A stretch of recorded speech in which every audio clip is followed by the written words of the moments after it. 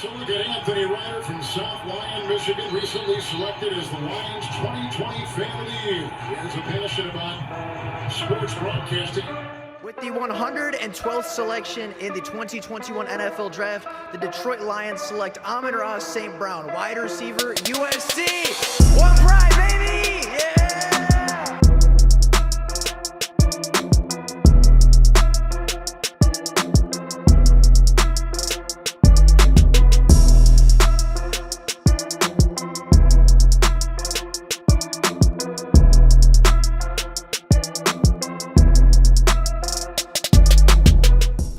What is going on, everybody? Welcome back to another Detroit Lions video. Now, the NFL draft is fastly approaching, being just 2 weeks away at this point, being 14 days away from the Lions adding their newest member and being 14 days away from the NFL draft officially beginning. The Detroit Lions are, of course, doing a lot of research, a lot of scouting, and a lot of homework on some of these prospects. And just like many of the other NFL teams, they are beginning to bring in players to visit on top of the filming, on top of the scouting, on top of the tape. They are physically bringing people into the building to have meetings and to talk one-on-one with certain players about their potential future in Detroit. And today, we are going to highlight some of those players. We're going to talk about all of the top 30 visits that have been scheduled already, as well as some of the players that they have had individual meeting with at their local pro day. So today, we're going to talk about some of the players, some of the bigger name players, some of the smaller name players,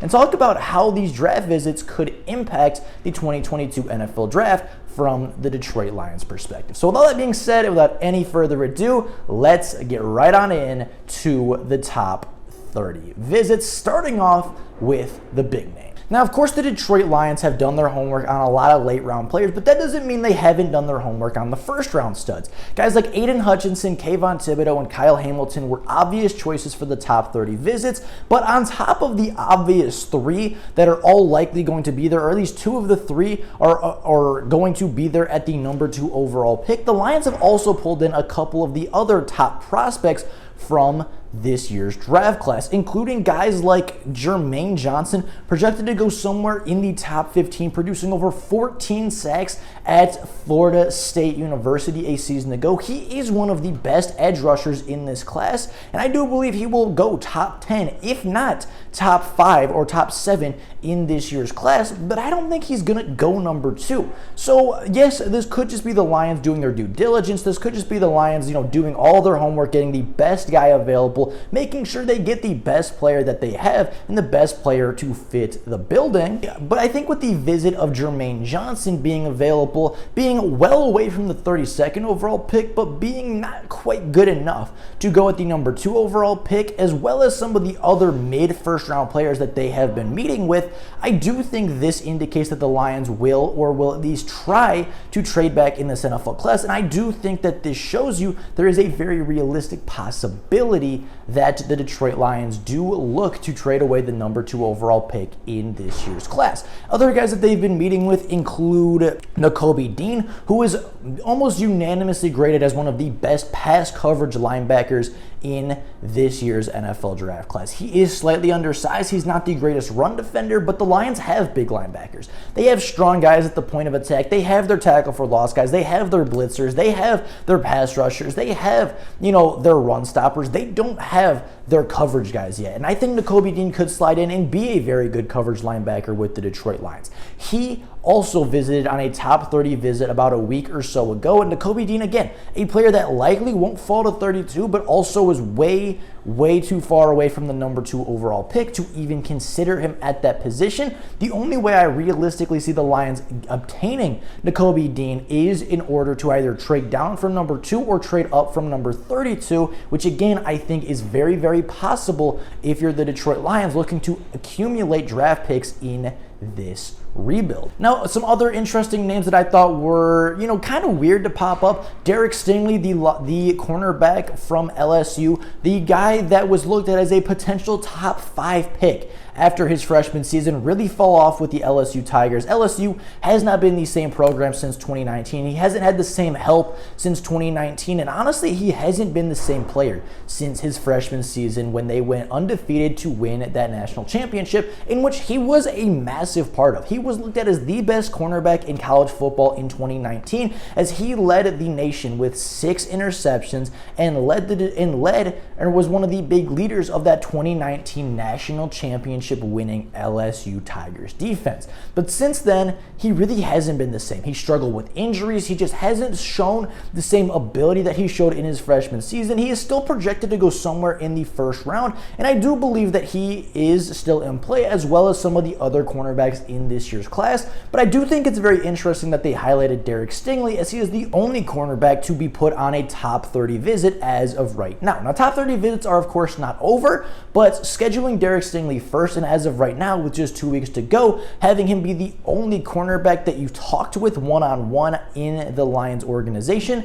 I think that says a little something about what they may be thinking at the defensive back position. And then Treylin Burks was also on this list, being the only wide receiver the Detroit Lions have met with so far in the top 30 visits. Treylin Burks is at the top of many people's big boards when it comes to Detroit Lions drafting a wide receiver. A versatile player with good hands, good routes, is uber physical with great contact balance. Treylin Burks is at the top of many people's big boards if you're a Detroit Lions fans. And Treylin Burks is the only wide receiver as of right now to have a top 30 visit with the Detroit Lions. I do think the Lions will look to draft at least one, if not 2 wide receivers in this class, but the lack of wide receivers at the top tells me that they may not be looking at the top end wide receivers like a lot of people are beginning to wonder and beginning to speculate about as the draft fastly approaches.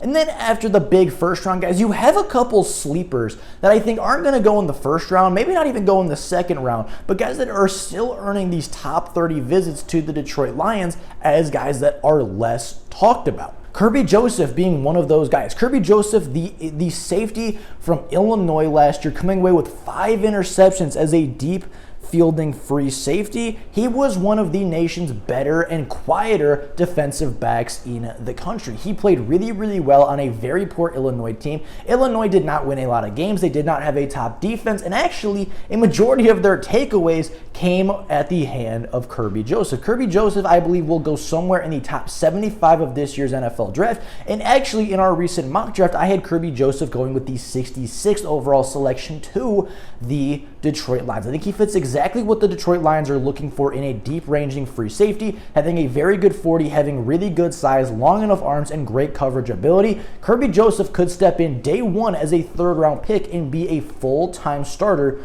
for the Detroit Lions, and the Lions obviously have some curiosity in him, adding just another connection as they welcomed him for a top 30 visit. Now, 2 other guys that I think are important to mention, and the last 2 guys that have been scheduled for top 30 visits are definitely not top 30 players, as Eric Johnson, the defensive lineman from Missouri State, as well as Brian Asamoah, the linebacker from Oklahoma, have also been scheduled for top 30 visits. Now, neither of these 2 guys have caught my eye as far as statistics, as far as production, or as far as tape, but Brad Holmes and the Detroit Lions very clearly see something in these 2 players in order to spend a top 30 visit on both of them. So I think they're very interesting guys to look at as sleepers in this year's class. Yesterday we talked about sleepers in this year. Yesterday we talked about some of the sleepers you could expect to see drafted by the Detroit Lions. I think you can add these 2 guys to the list as some late round producers that Brad Holmes and the Lions may have their eye on. Now, the top 30 visits are not the only group that have talked with the Detroit Lions. The Lions have traveled across the country to go to pro day after pro day, and they have had one-on-one meetings with a lot of players at their local pro days. Guys including Sauce Gardner, guys including Hassan Haskins, Andrew Subert, Dax Hill, and Brian Hawkins. They are very clearly doing their research at the University of Michigan, as they have met with multiple Michigan defenders over the past couple of weeks, and I think a lot of them are in play. I believe Sauce Gardner is very much in play for the Detroit Lions if they do move down in the NFL draft. I do, as much as I don't think Dax Hill is a deep fielding free safety, a lot of people seem to think that Dax Hill is a top candidate for the Detroit Lions to be drafted, and they have met with him. Now, in my opinion, I believe these meetings meetings at the Michigan Pro Day are more because it's a local thing, right? They're closer, they can send more scouts easier. It's a much easier process to go to the University of Michigan, which is an hour down the road from Allen Park, than it is to travel to the University of Southern California, or that it would be to travel to Florida State or Oregon to see Kayvon Thibodeau or Jermaine Johnson. I think they're just doing their due diligence. They're doing their backyard scouting in a very similar way that collegiate programs do. I don't know if it has any merit to how the draft is going to play out, but I do think it's very interesting that they have met with a majority of the Michigan defenders that are coming out and will be drafted, or will at least attempt to be drafted into the NFL as early as this season. But with all of that being said, that is all I have for you guys today. Again, very quickly, I wanted to go over some of the names that have been put up and some of the names that have come to Allen Park in order for some top 30 visits and some of the meetings they've had at local pro days with some of the nation's top defenders. Now, as far as who is on the board, obviously the big three, Hutchinson, Hamilton, and Thibodeau, are all on the board. I think Kirby Joseph has a little bit more merit now that they've met with him, knowing that they do have at least some kind of interest in Kirby Joseph from Illinois. I think that Nakobe Dean and Treylin Burks are very certainly on the table at 32 if they end up falling, or if they get close enough, the Lions may even look to move up a little bit in order to select one of those two. And then talking about some later round guys, right, you still have Eric Johnson, the defensive lineman from Missouri State,